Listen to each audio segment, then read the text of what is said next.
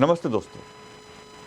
The Kerala story एक ऐसी movie जो आज वर्तमान में हमारे देश में फैल रहे लव जिहाद और उसके परिणामों को दिखा रही है।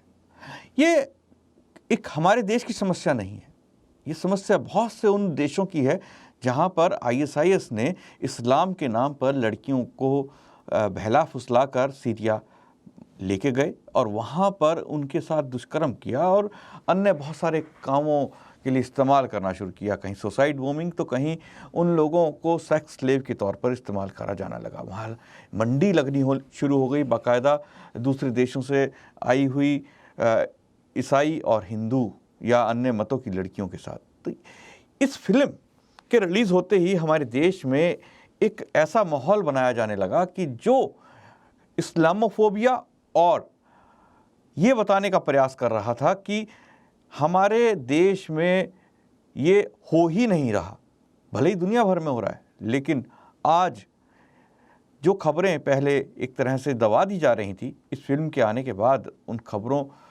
को लोगों ने वास्तविक रूप में देखना शुरू कर दिया। द केरल स्टोरी में उन लड़कियों की कहानी है जिन्हें केरल से बहला फुसला कर सीरिया ले जाया गया, उनको लव जिहाद के नाम पर उनका शोषण किया गया। सारा कुछ उस फिल्म में बताया गया है। इस फिल्म पे आज चर्चा के लिए हमारे साथ मौजूद हैं जाने माने समाज सेवी श्री अजय कालर जी। अजय जी, आपका बहुत बहुत स्वागत है हमारे इस कार्यक्रम में।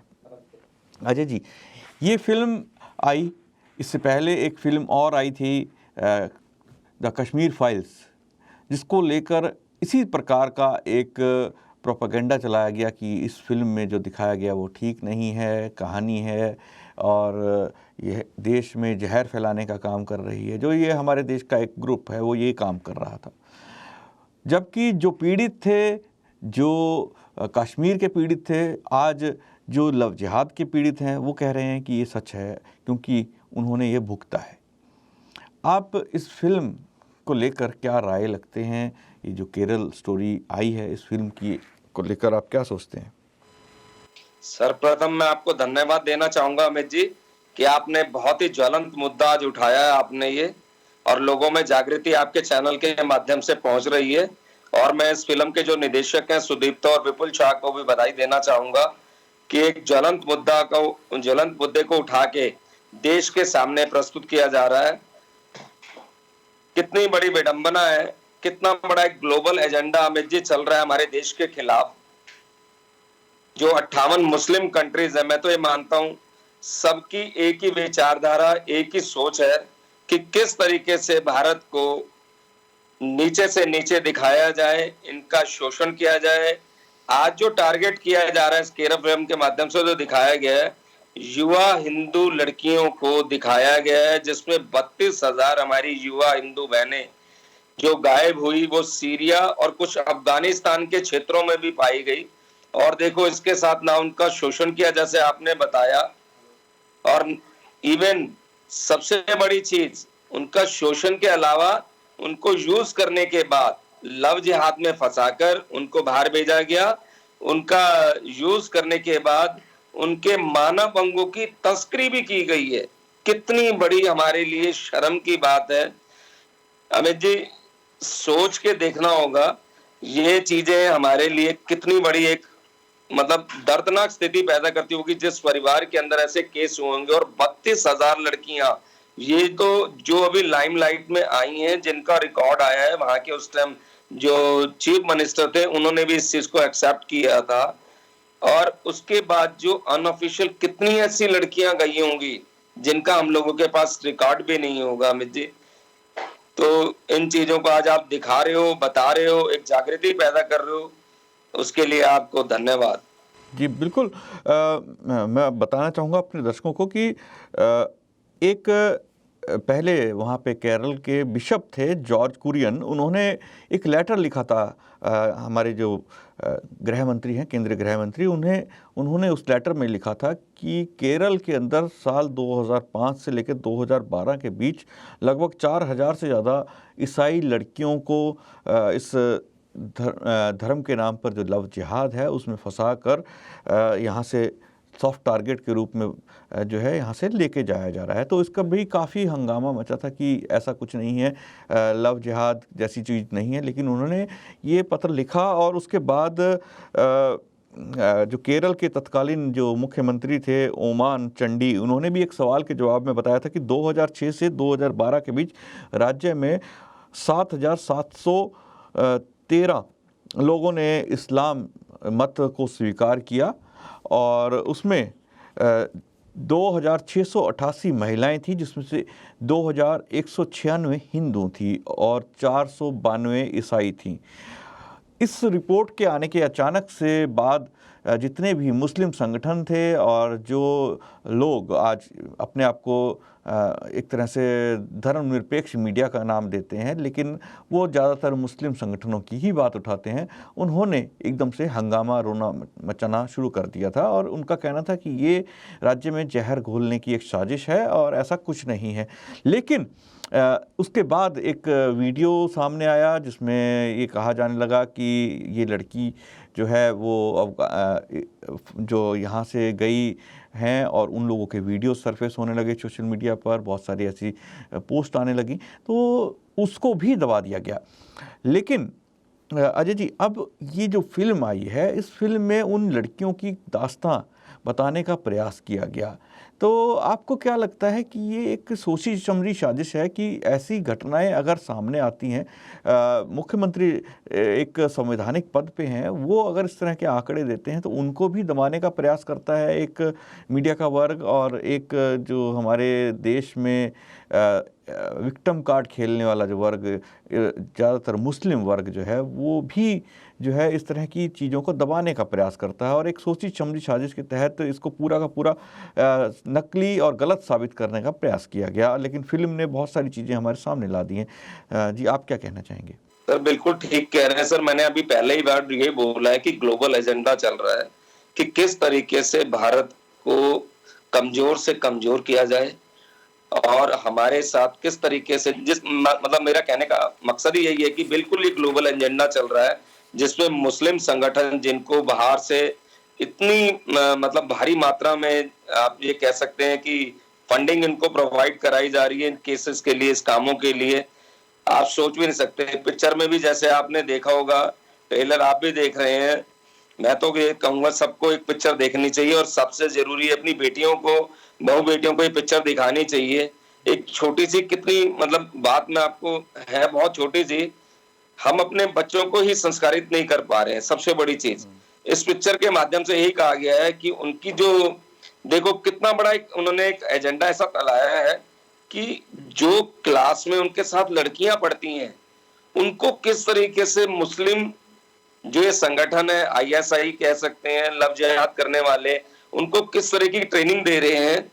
उसको ये बोला जाता है उसकी क्लासमेट को कि देखो हमारे साथ तो कभी कोई छेड़खानी नहीं करता। पहले तो छेड़खानी खुद करवाते हैं बच्चियों के साथ, हिंदी बच्चियों के साथ। उसके बाद उनकी फ्रेंड कह रही है अगर आप मुस्लिम धर्म में कन्वर्ट हो जाएंगे, बुर्का पहनना शुरू कर देंगे। कितनी सोची समझी साजिश, आप सोच भी नहीं सकते कि वो कहां तक जा रहे हैं और किस गहराई तक वो जा रहे हैं कि देखो अगर आप बुर्का पहनेंगे, अल्लाह से बड़ा कोई भी नहीं है, अगर आप ये चीजें करना शुरू करेंगे तो आपके साथ कोई भी छेड़खानी नहीं करेगा, कोई भी आपके साथ रेप नहीं करेगा, कोई भी बलात्कार नहीं करेगा। इवन जहां तक बताया जाता है कि आप आंकड़े उठा लेना कि मुस्लिम बेटी के साथ कभी भी रेप नहीं हुआ, छेड़खानी नहीं हुआ जो बुर्का डालती है। जी बिल्कुल। हम लोग उनको बेटियों के रूप में मान रहे हैं, मगर वो इसको एक तरह से साजिश के रूप में तय कर उसको प्रस्तुत करके इनको लिया जा रहा है। कितनी बड़ी विडंबना है कि हम अपने बच्चों को संस्कारित नहीं कर पा रहे और वो इस एजेंडे के तहत उनको ट्रैप किया जाता है। लड़कियों को अपने मुस्लिम धर्म की अच्छाइयां बतानी शुरू कर दी जाती हैं, फिर वही लड़के बीच में इन्वॉल्व हो जाते हैं। सर नाम तक आप देखेंगे उन्होंने जो हमारे देवी देवताओं के चिन्ह गलों में डाले हुए हैं, इवन अपने नाम तक, मैं आपको सच्ची घटना बता रहा हूं, बहुत बड़ी कंपनी के अंदर, मैं नाम नहीं लेना चाहूंगा, इस्लाम कंपनी के अंदर उस मुसलमान ने अपना नाम इवन राशन कार्ड में भी आगे गौरव लिखा हुआ है।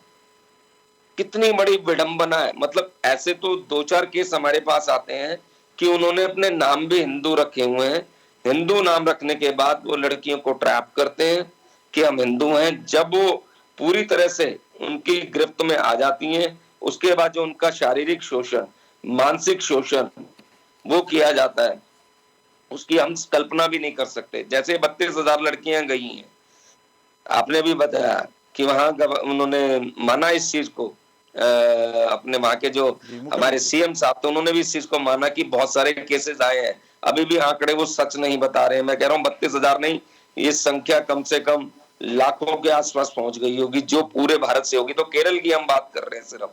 आज भी पश्चिमी यूपी के कुछ इलाकों में चले जाइए, आज से वो डिफाइन करना शुरू कर रहे हैं, ये लड़कियां हमारी हैं, जब ये चले जाएंगे घर हमारे हैं। वो चिन्हित कर रहे हैं इन चीजों को। आज भी बहुत सारे ऐसे केसेस आ रहे हैं। उन लड़कियों को जब वो सीरिया लेके जाते हैं, अफगानिस्तान लेके जाते हैं, किस तरीके से आइसोलेट करना, उनका मानसिक शोषण करना, उसके बाद उनके अंग निकाल के उसको बेच देना, कितना बड़ा ये व्यापार का वो तरीका चल रहा है सर। कितना बड़ा, कितनी बड़ी साजिश कि जो पैसा लगाया था, जब उनकी मानव उनका उनका यूज कर लेंगे, उनका पूरा उपभोग कर लेंगे, उसके बाद इनके अंगों को जो करोड़ों रुपए में बिकते मानव अंग, उनकी तस्करी तक शुरू हो जाती है।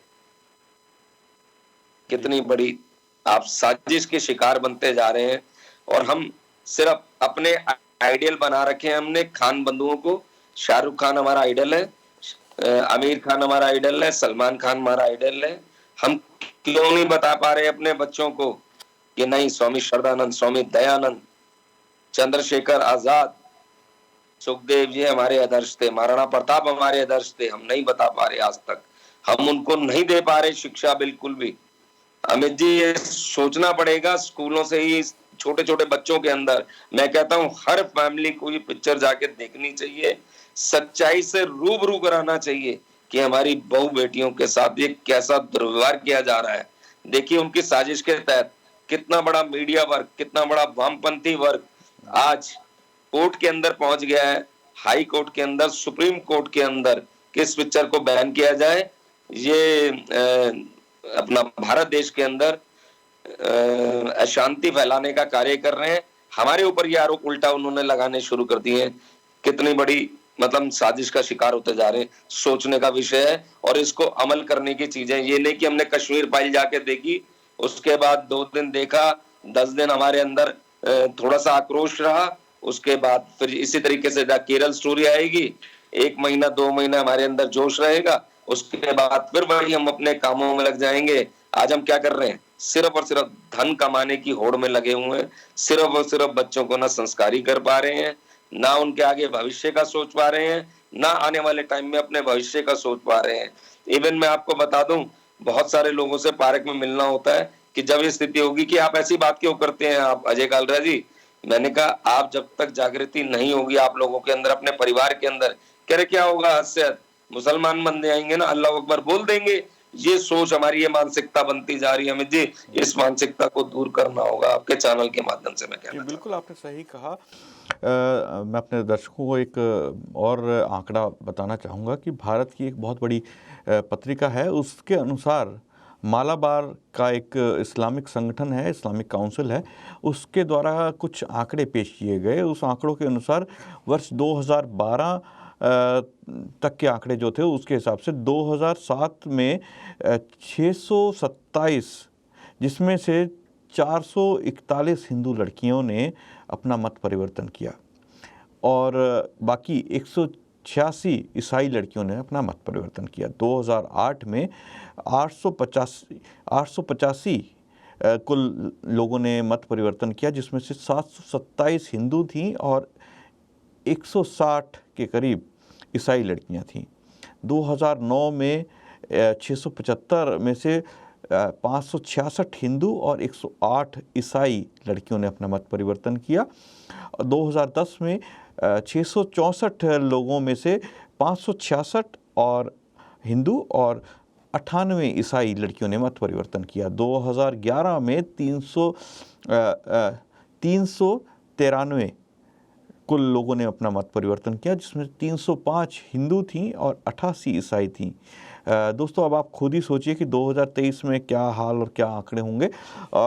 और इसके उलट अगर हम उसी आंकड़ों को और देखें तो उसमें 2008 से 2012 तक केवल 8 मुस्लिम महिलाओं ने अपना मत परिवर्तन करके गैर मुस्लिमों से शादी की। तो ये एक आंकड़ा बताता है, जैसा कि अभी अजय जी ने बताया, कि हिंदू लड़कियां एक सॉफ्ट टारगेट बनती हैं। उसके पीछे बहुत सारे कारण हैं, इस फिल्म में भी दिखाने का प्रयास किया गया है। जो अभी हमारे मेहमान अजय जी ने बताया कि किस प्रकार से उसको बताया गया कि केवल अल्लाह ही सुप्रीम है और आपको बचाया जा सकता है। आपका जो ईश्वर जिसके रूप में आप जिसे महापुरुषों को मानते हैं, आप शिव को अगर मानते हैं, तो उसका कहना है कि शिव जो अपनी वाइफ यानी पार्वती की मृत्यु पे अगर रोता है तो वो क्या हो सकता है, जिसमें आपकी श्रद्धा है, आपके धर्म को उसमें बुरा बताते हैं। और उसके बाद ये सब चीज़ें दिखाई गई, ये कि वास्तविकता है, ऐसा नहीं है कि ये सब चीज़ें जो है केवल कोरी कल्पना है, ये दिखाया जाता है। लेकिन इससे सब ये साबित होता है कि आज हमारे हिंदू समाज के जो बच्चे हैं वो एक सॉफ्ट टारगेट बन चुके हैं। अगर हम उन्हें अपने धर्म, अपने संस्कृति के बारे में नहीं बताएंगे, जो कि सच है, उसमें पाखंड, बहुत सारे लोगों ने चीज़ों में पाखंड मिला रखा है, जिसका फ़ायदा ये इस्लामिक कट्टरपंथी उठाते हैं। उन पाखंडों को निकाल कर अगर हम सच्चाई वेदों के ज्ञान से लोगों को बताते हैं, जो हमारे सही प्रिंसिपल्स हैं, हमारी संस्कृति के सही प्रिंसिपल्स हैं, उनको अगर हम अपने बच्चों को नहीं बताएंगे, ख़ासतौर पे खुद नहीं समझेंगे, तो ये वाली स्थिति हमेशा बनी रहेगी। अजय जी, आप हमारे साथ जुड़े और आज इस पर एक महत्वपूर्ण आपने चर्चा की, अपने विचार इस पूरे के पूरे विषय के ऊपर रखे। आपका बहुत बहुत धन्यवाद। दोस्तों, कल फिर मुलाकात होगी एक नए विषय और एक नए मुद्दे के साथ, और हम इस कार्यक्रम में आपसे अपील भी करेंगे कि आप और आपका परिवार ज़रूर इस फिल्म को देख के आए और अपनी राय ज़रूर हमें बताइएगा। आज मुझे आज्ञा दीजिए। नमस्ते।